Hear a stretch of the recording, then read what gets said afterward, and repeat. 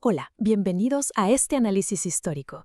Entremos directo al grano y veamos cómo algo tan simple como la traducción de un texto antiguo puede cambiar por completo la forma en que entendemos eventos monumentales. En esta explicación visual, nuestro objetivo principal es reafirmar algo fascinante, cómo Mateo 24 concuerda perfectamente con la historia. Y además, vamos a descubrir cómo ciertas palabras clave, tanto en hebreo como en griego, han cambiado drásticamente de significado a lo largo de los siglos, básicamente para forzar un contexto moderno en textos que son antiquísimos. Comencemos. El gran misterio que tenemos sobre la mesa es el siguiente. ¿Realmente los autores originales de la Biblia hablaban de conceptos como el tiempo infinito y la eternidad?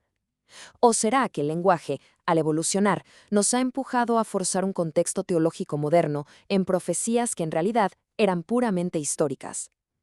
Es una pregunta que definitivamente nos hace pensar, ¿verdad? Para desentrañar esto, dividiremos la información en 5 puntos. 1. El peso de las palabras. 2. El tiempo limitado frente a la eternidad. 3. La abominación desoladora. 4. El asedio de Jerusalén. Y 5. Historia y profecía. Vamos con la sección 1. El peso de las palabras. Fíjense bien, hay un punto absolutamente crucial aquí, que académicos como el Dr. R. A. Torrey han dejado muy claro. El significado real de una palabra tiene que determinarse por cómo se usaba en su cultura y en su época original. O sea, no podemos simplemente abrir un diccionario moderno y aplicar esas definiciones a textos de hace miles de años, porque nuestros diccionarios solo reflejan cómo hablamos hoy, no cómo se comunicaba la gente en aquel entonces. Es que, piénsenlo un momento, las palabras pueden cambiar muchísimo, al grado de significar exactamente lo opuesto con el paso de los siglos. Un ejemplo perfecto es la palabra let, en el inglés del siglo XVI. En aquel entonces, a menudo significaba contener o restringir, literalmente lo opuesto a su significado moderno, que es permitir. Imagínense, si una palabra de uso tan común puede dar un giro de 180 grados, es lógico pensar que los términos muy antiguos son extremadamente vulnerables a perder su verdadero significado. Pasemos a la sección 2. Tiempo limitado frente a eternidad. Aquí es donde las cosas se ponen súper interesantes. Tomemos la palabra griega aion y la hebrea olam. Originalmente, estas palabras se referían a una era o a un eón limitado. Es decir, describían un bloque de tiempo que tenía un principio y un final muy claros. Para nada esta idea de una eternidad infinita que nunca termina.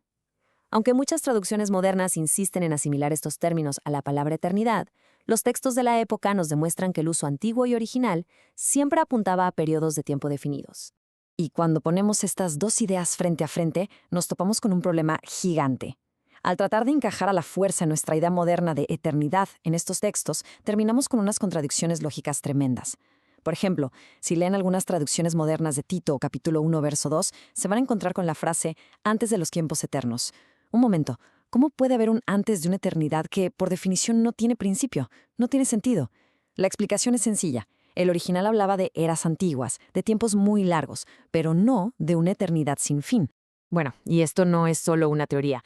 Varios especialistas en el tema, como el Dr. Nigel Turner, señalan consistentemente que en el griego original, cuando querían hablar de algo sin fin, usaban prefijos o sufijos específicos, algo así como nuestro prefijo in para decir inmortal o incalculable. Así que traducir estas palabras automáticamente como eterno o para siempre es básicamente imponerles una carga teológica que el lenguaje de aquella época simplemente no respaldaba. Avanzamos a la sección 3. La abominación desoladora. Ahora, ¿cómo se conecta todo este asunto del lenguaje con las profecías? Tomemos la famosa abominación desoladora de la que hablaba el profeta Daniel y que luego fue mencionada en los discursos de Jesús. Si revisamos textos paralelos, como Lucas 21, la evidencia es clarísima. Esto era una advertencia directa sobre una destrucción militar muy real. Específicamente, los textos relacionan esta abominación con el momento en que la ciudad de Jerusalén se viera rodeada por ejércitos enemigos. Nada de misterios abstractos, sino algo muy concreto. Y el contraste aquí es brutal.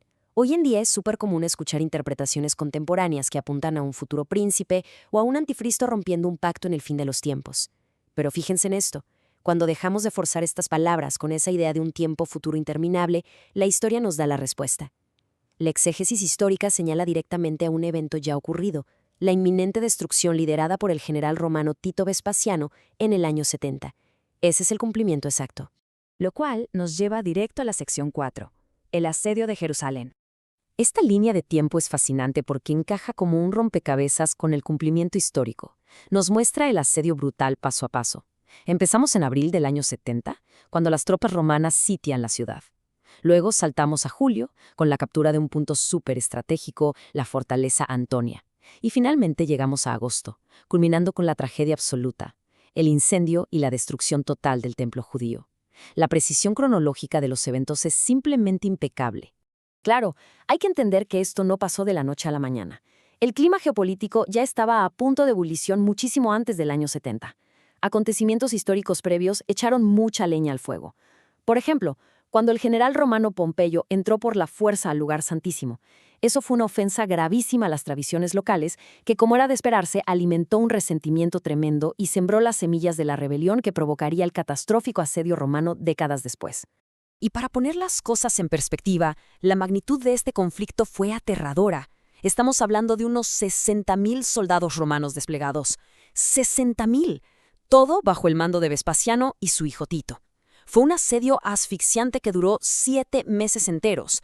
Y de nuevo, al ver estas cifras y la realidad del evento documentado, nos damos cuenta de que se alinean a la perfección con esos textos antiguos que predecían una gran calamidad y desolación sobre la tierra. Literalmente, eso fue lo que pasó. Llegamos a la última parte, sección 5, Historia y Profecía. Para respaldar todo esto tenemos testimonios invaluables, como el del famoso historiador del primer siglo, Flavio Josefo. Él no se enteró por rumores, él fue testigo presencial de estos horrores. Sus escritos detallan explícitamente las atrocidades y la destrucción absoluta de la ciudad. Y lo más valioso aquí es que los relatos innegables de Josefo nos sirven como una confirmación histórica totalmente independiente y profana de la inmensa severidad de este asedio. Nos confirma que todo ocurrió tal cual. Entonces, el gran punto que debemos llevarnos de toda esta información es este. Cuando respetamos el significado original y limitado de palabras antiguas como ayón u olam en su contexto correcto, la perspectiva cambia por completo. Queda claro que Mateo 24 concuerda perfectamente con la historia. De hecho, está en completa y perfecta armonía con los eventos históricamente documentados del asedio de Roma del año 70. No necesitamos imponerles contextos modernos forzados para comprenderlos. La historia habla por sí sola y las piezas encajan a la perfección. Ya para cerrar este análisis, vale la pena hacer una pausa y reflexionar profundamente sobre esto. Es increíble pensar cómo el delicado peso de unas cuantas palabras traducidas sigue moldeando y a veces hasta oscureciendo la forma en que entendemos la historia misma. Si alterar una simple idea de tiempo logró transformar un asedio romano del primer siglo en un misterio teológico interminable, la gran pregunta es, ¿cuántos otros textos antiguos estarán ahora mismo atrapados en un contexto forzado? ¿Qué otras lecciones nos estamos perdiendo hoy solo porque las traducciones se adaptaron a nuestro mundo actual, en lugar de llevarnos al de ellos? Definitivamente es algo que nos deja con ganas de seguir investigando. Hasta la próxima.